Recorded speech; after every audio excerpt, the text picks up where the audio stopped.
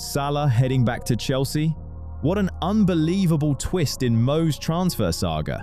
Florentino Perez breaking the transfer record to sign a Bayern star for £170 million, and Pedro Porro swapping the Prem for La Liga.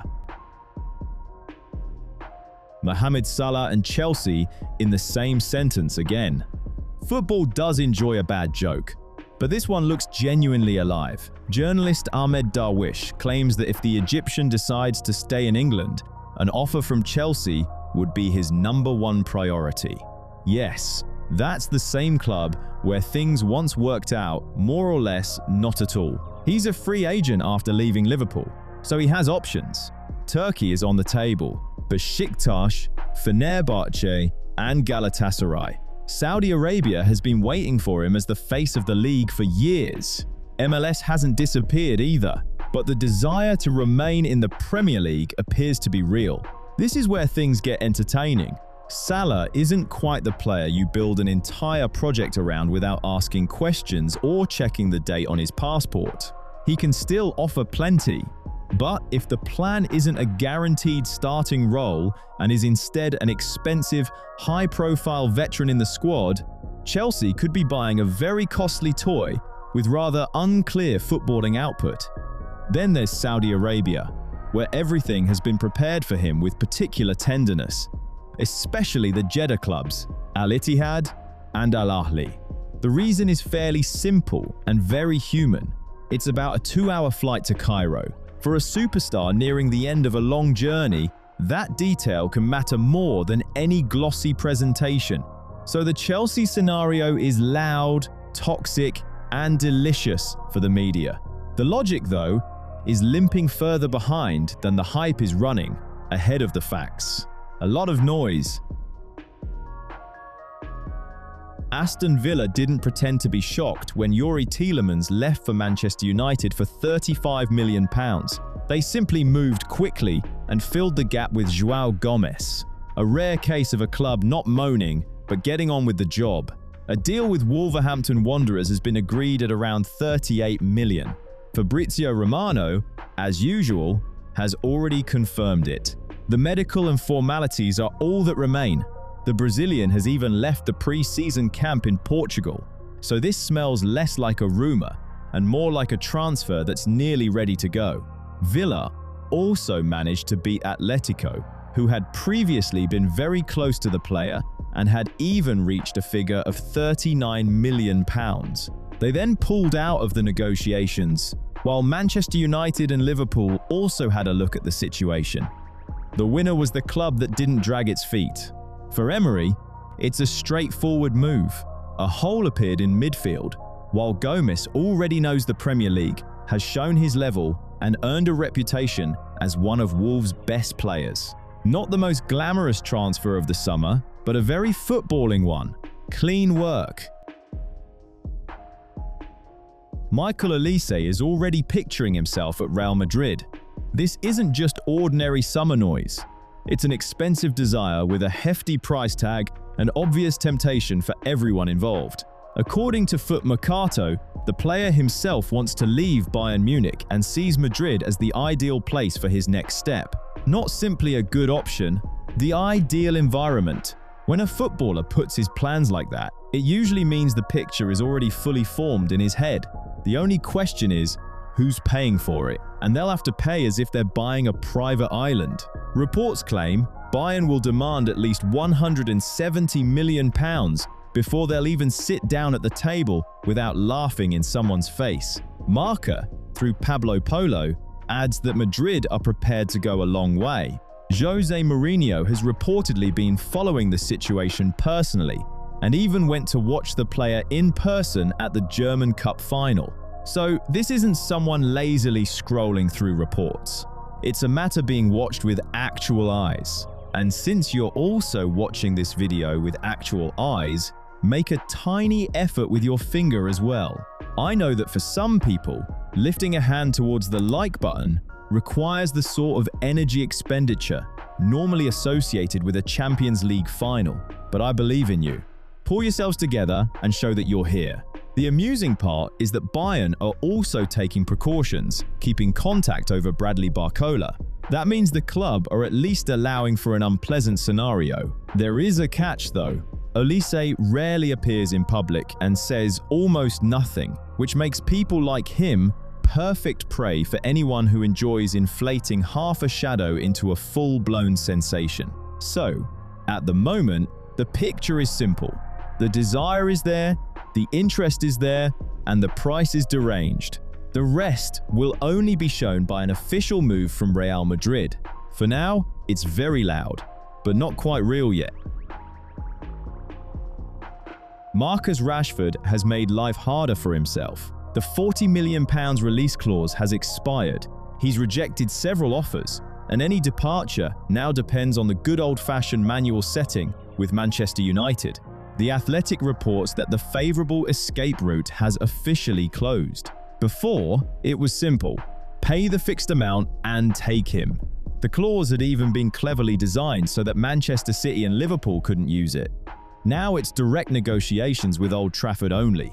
A completely different genre, murkier, and usually more expensive. The forward has reportedly even turned down options offering wages higher than his current salary. So this isn't just about money, or not entirely about money. After his loan spell at Barcelona, where he managed 14 goals and 14 assists in 49 matches, it looked as though a way out had been found. But the Catalan club didn't activate the £25 million purchase option, and the carousel started again. His contract runs until 2028. After the World Cup, he's expected to join the training camp in the United States, where Michael Carrick will assess his condition and decide whether the club genuinely needs this particular asset.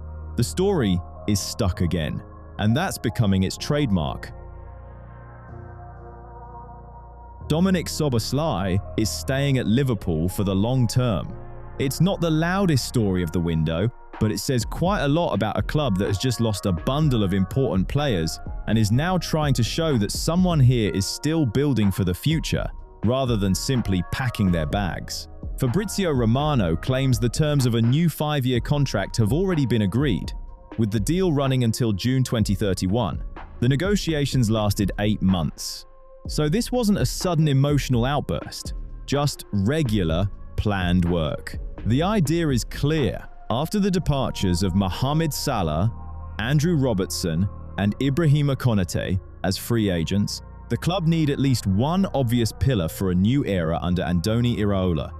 The Hungarian fits that role perfectly. He was named the team's best player last season, while his valuation climbed to £88 million. This is one of those cases where an extension is more than paperwork. It's a message to the dressing room. Interest from Real Madrid had appeared, but that subject can now more or less be closed. Liverpool have at least decided not to turn this one into a circus. The correct decision. Atletico are sounding out Lisandro Martinez. The idea is almost painfully obvious. Simeone saw a left-footed, hard, nasty defender and naturally wanted him for himself. The Spanish press says contact has already been initiated, with the Argentine now a priority target for strengthening the defense. The valuation is £34 million. In terms of profile, he really is a Diego player. Aggression, character, a good pass, and a fondness for getting stuck into fights in the best footballing sense. Everything fits a little too neatly. Then, reality arrives. Manchester United's position is still unclear. The details of any possible offer are also floating around in the fog. And without a willingness from the English club to sell, this remains nothing more than a collection of compliments from the Spanish side. Martinez's injury record is not a minor footnote either. The interest is there. The deal isn't. That's a fairly important distinction. Hansi Flick appears to have decided that Pedro Porro and Lamine Yamal should play together for the club as well as the national team. A lovely idea. As usual, there's one small problem. Barcelona have roughly enough money for beauty, not for this sort of indulgence. Vichages reports that Flick dreams of bringing Porro in on the right flank and is even prepared to consider selling Jules Koundé to make it happen. The logic is clear. Barcelona need a player out wide who can provide energy, pace, and a connection with Yamal. Porro also impressed the manager after appearing at the World Cup, where he scored against France as well. A convincing way to remind people you exist. The problem is that Tottenham aren't a charity. The release clause is £68 million. Transfermarkt values the player at £30 million. But who cares about that when the contract runs until 2031? And, as Fabrizio Romano has pointed out, includes an option to extend it to 2032? So Spurs can simply open the price list and quietly watch Barcelona develop a headache. But harsh mathematics tends to ruin the romance. Without a major sale, this is almost impossible. A good plan, a very expensive plan. Jed Spence had a good World Cup and immediately became more expensive. Classic transfer market logic. Play in a tournament and, before the first phone call, kindly become worth more. Gazzetta reports that, after the World Cup, Inter made the Englishman their priority target for the wingback position. Christian Chivu likes his versatility, his speed when recovering into defense, and his ability to cover both flanks. After Denzel Dumfries left for Real Madrid, the Milan club never found a stable solution. Now, they want to settle the issue without too much improvisation. That's why the club are already prepared to increase the budget. The original plan was to spend around £21 million plus bonuses on another target, but they've decided to take their foot off the brake here. Partly because Tottenham are expected to ask for 35 million, and partly because a good tournament always attracts extra eyes. While Inter don't fancy suddenly ending up in an auction, the negotiations aren't at an advanced stage yet. Official contact is expected after the tournament finishes, but the change in the numbers already tells us plenty. Inter aren't just checking the price, Inter are getting ready to pay it. Manu Kone is edging closer to the Premier League, and Manchester United currently look best placed in the race. That's bad news for Chelsea, who have been tracking him for a long time only to risk watching someone else take him again. La Gazzetta dello Sport reports that pressure from the English clubs has increased, while Roma are becoming more open to a sale. The logic is basic and very persuasive. Around £47 million would bring in more than £34 million in net profit, along with another £4 million saved in wages.